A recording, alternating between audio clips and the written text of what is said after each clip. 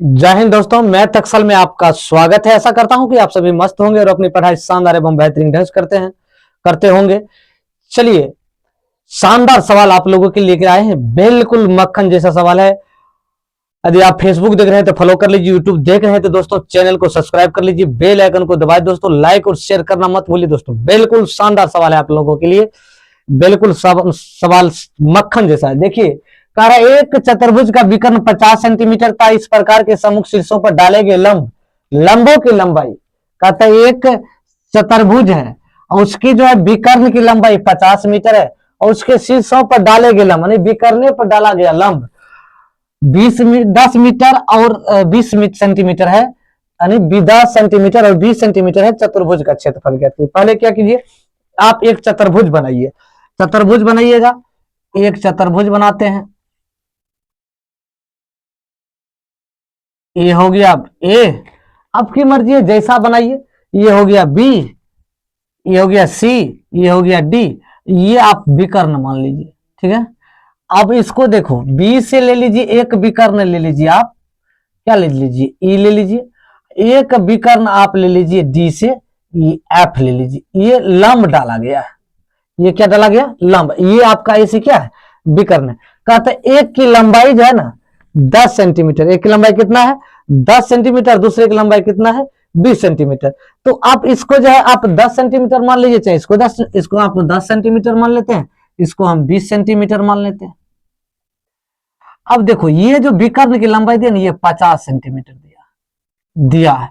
तो हम क्या करते हैं, देखो चतुर्भुज का क्षेत्रफल होता है, या चतुर्भुज का क्षेत्रफल ऐसे लिख लीजिए। पहले AC बराबर क्या लिख लोगे, AC बराबर आप 50 सेंटीमीटर लिख लीजिए, कोई दिक्कत। अब DF बराबर लिख लीजिए 10 सेंटीमीटर।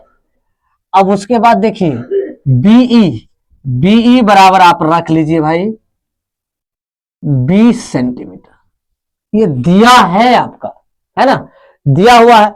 अब देखो, ये सवाल तो दिया हुआ। अब हम चतुर्भुज का क्षेत्रफल निकालते तो क्या लिखेंगे, समचतुर्भुज का क्षेत्रफल बराबर, यानी इसमें समचतुर्भुज का जो क्षेत्रफल है, समचतुर्भुज का क्षेत्रफल हाफ गुना विकर्ण गुना शीर्ष लंबों का योग, शीर्ष लंबों का योग। तो अब हम क्या करेंगे, लिख लीजिए चतुर्भुज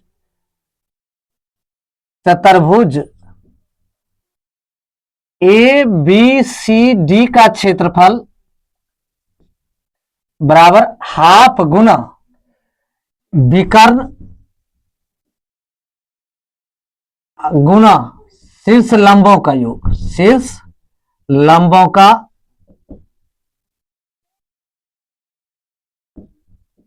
योग। अब देखो, 1 तो 1/2 लिखेंगे, विकर्ण आपका 50 दिया तो वो तो लिखेगा ही।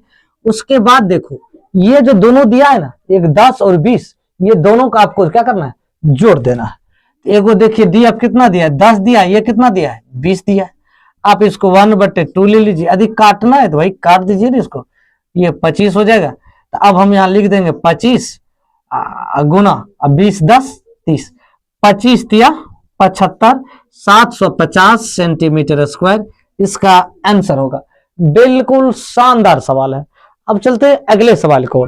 देखो, है ना मक्खन जैसा सवाल, बिल्कुल शानदार सवाल, शानदार है। देखिए, एक चतुर्भुज खेत का क्षेत्रफल 486 मीटर स्क्वायर है तथा इसका विकर्ण 36 मीटर है। इसका विकर्ण पर सम्मुख शीर्षों से डाले गए लंब का अनुपात इतना है, यानी शीर्षों का जो अनुपात है, यानी चतुर्भुज का क्षेत्रफल होता है हाफ गुना विकर्ण गुना शीर्ष लंबों का योग। तो शीर्ष लंब जो दो ठो दिया है ना, वो अनुपात में दिया है। अब देखो कह रहा है, तो शीर्ष की लंबाई ज्ञात कीजिए, उसका लंबाई हमें ज्ञात करना है। अब देखो, इसमें क्या करना है, अब अनुपात में दिया है, अब क्या करना, लिख लीजिए चतुर्भुज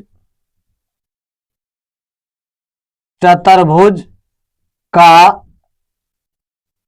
क्षेत्रफल बराबर हाफ गुना ये विकर्ण आपका दिया हुआ है गुना शीर्ष लंबों का योग, शीर्ष लंबों का योग। अब अनुपात में दिया है तो इसको एक्स में ले लेंगे, इसको कोष्ट में लेना है तो भाई कोष्ट में ले लीजिए।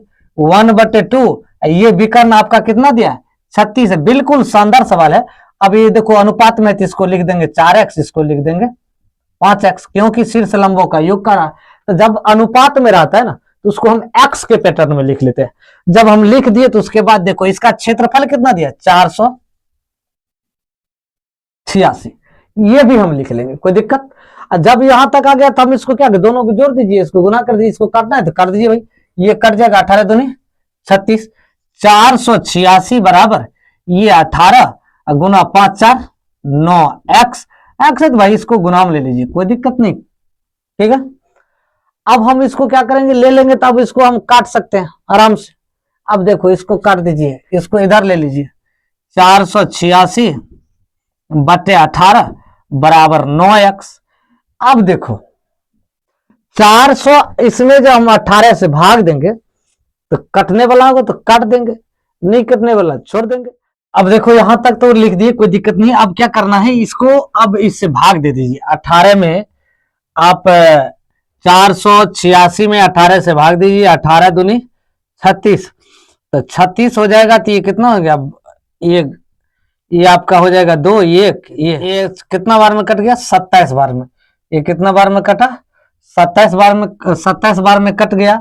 अब 27 बार में जब दोस्तों कट गया तो 9x बराबर कितना हो जाएगा, 27। तो अब देखो x बराबर हो जाएगा 27 बटे 9, 9 तिया 27, x बराबर हो गया 3। अब देखो हम इसको अनुपात में लिए थे ना, ये अनुपात में दिया हुआ है।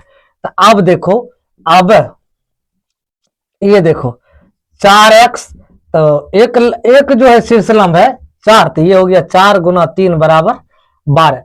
पुनः दूसरा क्या है, 5x बराबर 5 गुना 3 बराबर 15।